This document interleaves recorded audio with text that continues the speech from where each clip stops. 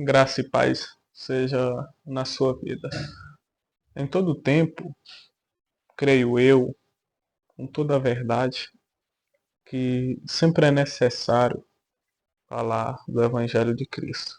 Sempre é necessário levantar questões que suscitam um indivíduo ao arrependimento, à mudança de mente, à autopercepção acompanhada de filtros dos quais aceleram o processo de maturidade espiritual, psicológica, emocional.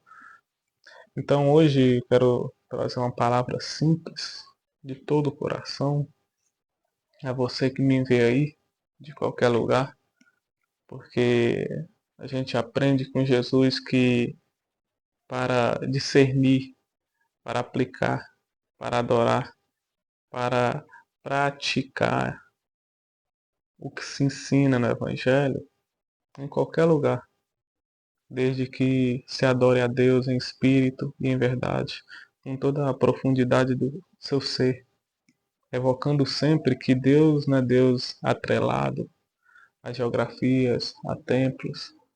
Antes, Deus é espontâneo, é livre, é solto. Então, quero trazer uma palavra simples, mas que nos encoraja a repensarmos os nossos conceitos, a repensar quem de fato somos, quem de fato somos em Deus. Então, a minha pergunta para você é: há ainda evangelho verdadeiro, praticado em você? Claro que essa pergunta é uma pergunta que também se volta para o indivíduo que pergunta.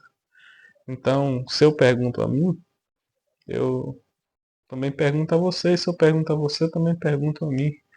De modo que é uma pergunta na qual a gente dirige, mas a gente tem a sensibilidade e a percepção de que serve para a gente. Então a pergunta para mim, para você é: há evangelho na gente? Evangelho se tornou apenas discurso? Evangelho se tornou apenas amontoado de palavras?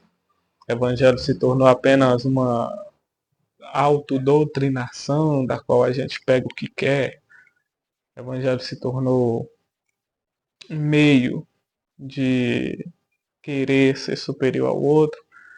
Evangelho se tornou boa nova para os meus interesses, para as minhas ganâncias, para as minhas cobiças? O que o Evangelho se tornou para a gente? Essa é uma pergunta que a gente deve enfatizar diariamente. É uma pergunta que tem a ver com a nossa sensibilidade que se relaciona ao caráter. A gente faz essa pergunta, eu creio que a maioria de nós não. A maioria de nós não é sincera com aquilo que pensamos, com aquilo que fazemos, de modo que tudo que a gente pensa e faz, na maioria das vezes a gente pensa e faz sem pensar e fazer de fato aquilo que a gente discerne, aquilo que a gente consolida como princípio.